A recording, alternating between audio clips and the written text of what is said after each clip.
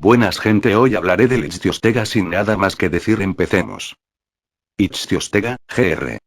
Pez con techo, es un género extinto de tetrápodo que vivió de finales del Devónico superior durante la era del Fameniense, aproximadamente hace 365 a 360 millones de años. Fue el primer tetrápodo basal en ser descubierto.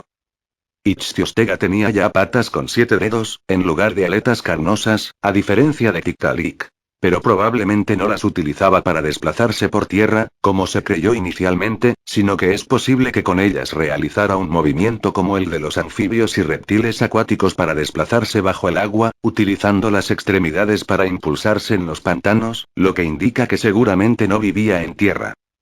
En 1932 Gunnar Westerberg describió 4 especies de Ichthyostega del Devónico superior, procedentes de Groenlandia y una especie perteneciente al género Ichthyostegopsis, y Wimani. Estas especies podrían ser sinónimos más modernos, en cuyo caso solo tendría validez y extensione, dado que sus diferencias morfológicas no son muy marcadas. Las especies difieren en las proporciones de los cráneos, las fenestras de los mismos y los patrones de los huesos craneales. Las comparaciones fueron realizadas con 14 especímenes recolectados en 1931 por la expedición danesa del este de Groenlandia. Se encontraron más especímenes adicionales entre 1933 a 1955. Este género se encuentra relacionado de cerca con Acanthostega gunnari, también hallado en el este de Groenlandia. El cráneo de Ichthyostega parece ser más similar al de los peces que el de Acanthostega, pero la morfología de sus cinturas escapular y pélvica indican que eran más fuertes y mejor adaptadas para permanecer en tierra. Ichthyostega también tiene más costillas de soporte, y vértebras más fuertes con las cigapófisis mejor desarrolladas. Si estas características evolucionaron de manera independientemente en Ichthyostega es objeto de debate. En cualquier caso muestra claramente que Ichthyostega se aventuraba en tierra firme en ocasiones, a diferencia de los primeros tetrápodos como el Gynerpetoni o Bruchevictis. Ichthyostega era bastante grande, medía alrededor de 1,5 metros de largo. El cráneo era plano con los ojos situados dorsalmente, y estaba armado con grandes dientes. En el margen posterior del cráneo tenía un opérculo que cubre las branquias, y el espiráculo se encuentra en una muesca óptica detrás de cada ojo. Las extremidades eran grandes en comparación con las de sus parientes contemporáneos, y además poseía 7 dedos en cada extremidad posterior, polidactilia. El número exacto de dedos en la extremidad anterior aún no se conoce, ya que no se han encontrado fósiles de la mano. Tenía una aleta caudal que poseía radios óseos. Los primeros tetrápodos como Ichthyostega y Acanthostega diferían en varios aspectos de sus antepasados, los peces arcopterigios, peces de aletas lobuladas, como por ejemplo Eustenopteron o Panderichthys. Aunque los arcopterigios poseían pulmones, las branquias eran su principal medio de adquisición de oxígeno. En cambio, Ichthyostega parece haber usado sus pulmones como aparato respiratorio principal.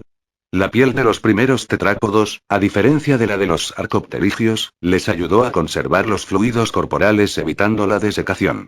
Los arcopterigios utilizaban el cuerpo y la cola para la locomoción y las aletas para mantener el equilibrio. Ichthyostega utilizaría sus extremidades delanteras para la locomoción y la cola para equilibrarse. La especialización de los vertebrados del Devónico superior produjo que peces de aletas lobuladas como Panderichthys tuvieran descendientes como Eustenopteron que podían respirar aire en charcas pantanosas.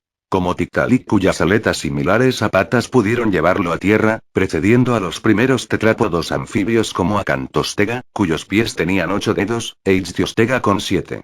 Otros arcopterigios evolucionaron hacia formas como los celacantos que aún existen hoy en día. El tamaño de un adulto Ichthyostega era de 1,5 m, lo que le habría dificultado la locomoción terrestre. La caja torácica masiva se compone de costillas superpuestas y el animal poseía una estructura esquelética más fuerte y una columna vertebral muy rígida. Las extremidades anteriores eran, aparentemente, lo suficientemente potentes como para nadar en el agua.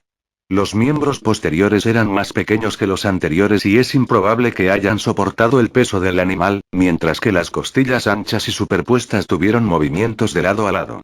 Los miembros delanteros tenían el rango de movimiento requerida para empujar el cuerpo hacia arriba y hacia adelante, lo que permitía que el animal se arrastrase por tierra plana por sincronía, en lugar de movimiento alterno, muy similar al de un Boleopthalmus tusumeri o al de las focas actuales. Jennifer Clark sugirió que Ichthyostega pasaba tiempo tomando el sol para elevar su temperatura corporal, como hacen algunos animales de hoy en día como las iguanas marinas de las Galápagos, o los cocodrilos, y habrían vuelto al agua para refrescarse, buscar comida y reproducirse. Un estilo de vida en el que era necesario que los miembros delanteros fueran fuertes para ir fuera del agua. Y tenía que tener la caja torácica y la columna vertebral fuertes para apoyarlos mientras tomaba el sol, como los modernos cocodrilos. Nuevos estudios sugieren que los juveniles eran más acuáticos que los adultos, y que Ichthyostega saliera del agua solo cuando era un adulto completamente maduro. El agua seguía siendo un requisito, ya que los huevos de los primeros tetrápodos terrestres no podían sobrevivir fuera del agua, por lo que la reproducción no podría ocurrir sin ella. También se necesitaba agua para sus larvas y para la fertilización. La mayoría de los vertebrados terrestres han desarrollado métodos de fertilización interna, ya sean directos como en todos los amniotas y unos pocos anfibios, o indirectos como muchas salamandras, mediante la colocación de un espermatóforo en el suelo que luego es recogido por la hembra. Los miembros del orden Ichthyostega, el Gynerpeton, Acanthostega, Ichthyostega, etc., fueron reemplazados por los temnospóndilos y los antracosaurios, como eriops, anfibios que realmente desarrollaron la habilidad de caminar sobre la Tierra.